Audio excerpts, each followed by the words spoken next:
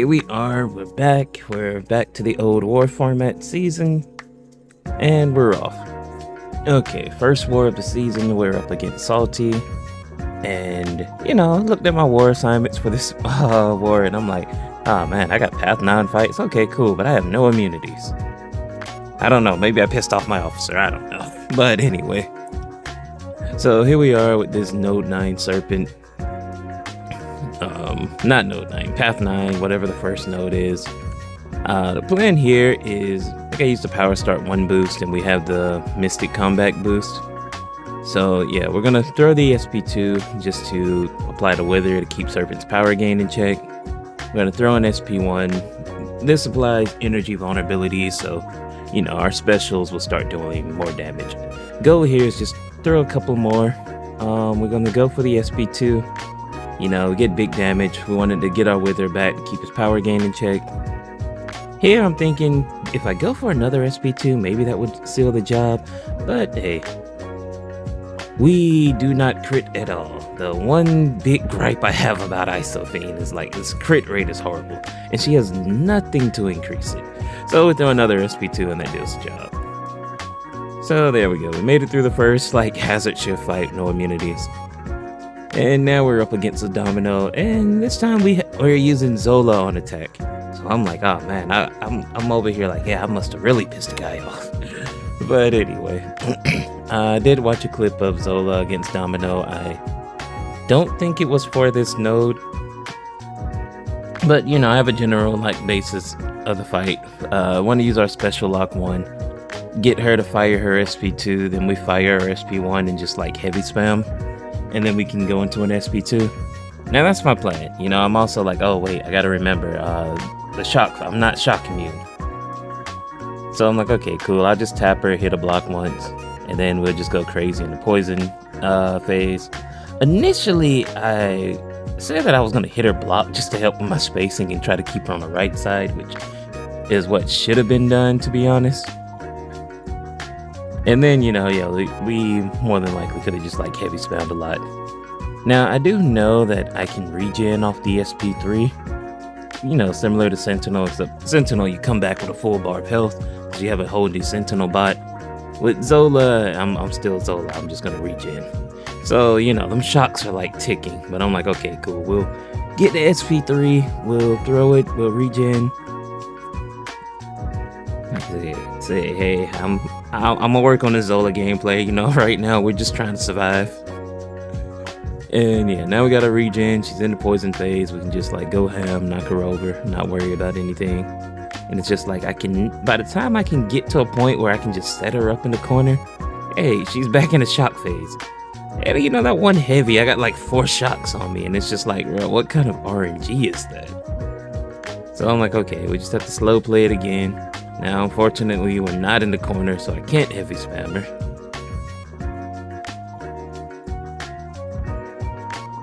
But hey, we'll go for an heavy and SP2, get some damage.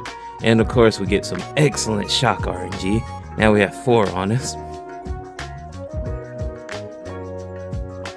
I think I even have the mastery active right now where, an opponent's stunned, they have decreased ability accuracy, and it's like I increased her ability accuracy. And at this point, I'm getting kind of concerned. I'm like, oh, okay, here we are. I'm near death. Luckily, we did not get a shock placed on us. She's near death, and it's like, okay, this is, yeah, hopefully, I'm trying to hit her block, and now I've turned into an intercept king. Of course, I hit her, and I get another shock on me. And I'm just this RNG. Now I'm just okay, we got to be extra careful. Now she's lucky, so she can't evade. And at this point, it's just okay, as long as I don't turn into an intercept king, hitting her block should be fine. And hey, a solo is a solo. We survived. So yeah, it's the fight is definitely doable. My execution was just horrible. But we live to fight another day. So now I think I'm still on Path 9 in Section 2. Okay, we're up against Sersi. I'm gonna be honest, I don't know why I applied the invulnerability boost, but over power start 1, but hey. This is War 1, and I think like right now War 5 is going on, so I'm behind.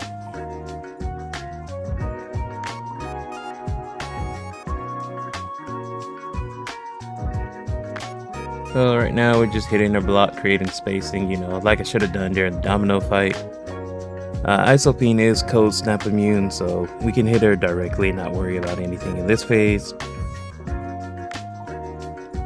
Isophyne's SP1 does have a Nullified and Nullified 2 buffs, and the plan here is ideally you want to throw it while you have at least 2 bars of power. That way you apply 2 energy vulnerability instead of 1. So, you know, every energy vulnerability, all of your attacks and specials are dealing more and more damage. The SP3 has a pretty potent degen.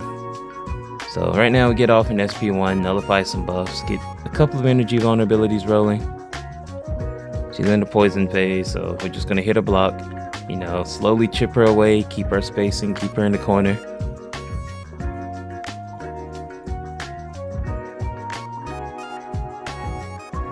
Yeah, damage into the block isn't that bad. So we lost our energy vulnerabilities. We fire another SP1, we get 2 more. Now we're up to 4.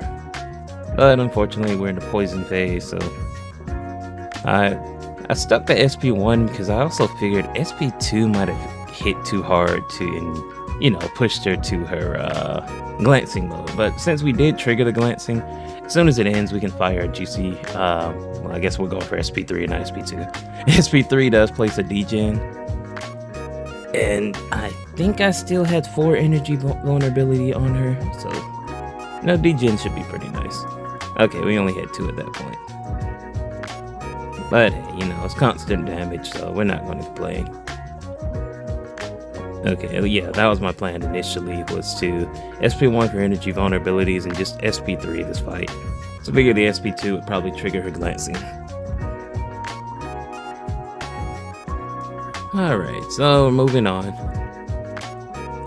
I think then the Wong fight was for someone else, and now we're here to wrap things up with the Maestro. I think this is Poison Cold Snapper or something like that. Whatever it is, Isophyne's immune. I think. I know it's a hazard shift fight, I remember that much. And I'm guessing stun immune, which is probably why I applied that. No, I must have just used that just to use it. I'm not sure about that boost, but maybe I chose that one by accident. I don't know. Like I said, this war was so long ago, and I'm just trying to get caught up on videos.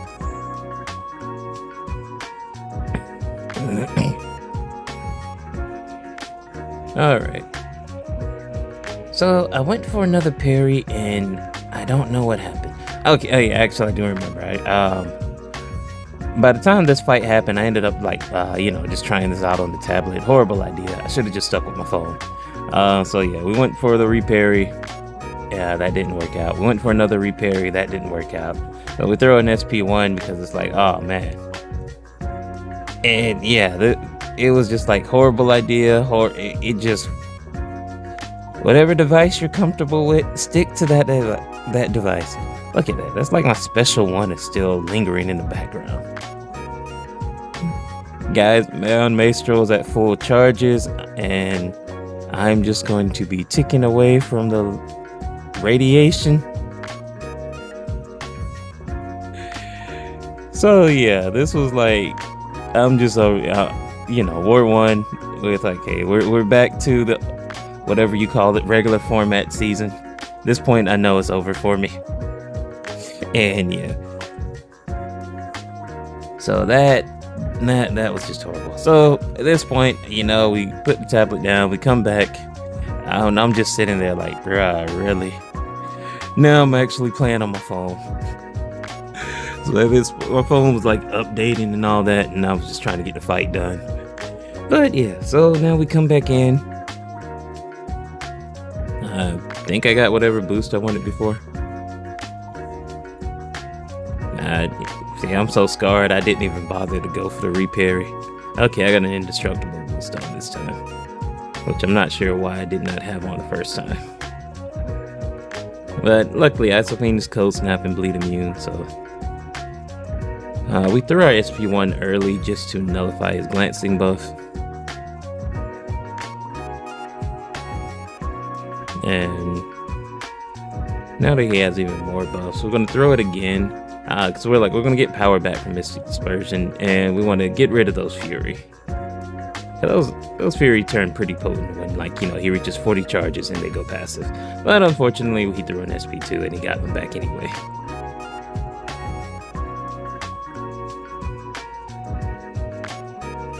So the plan here is just, throw a few SP1s and then we go for a big SP2. Since he's reached his 40 charges, we're just knocking him down to lower his counter by 8 to get him out of this mode and lose all the passive effects he has.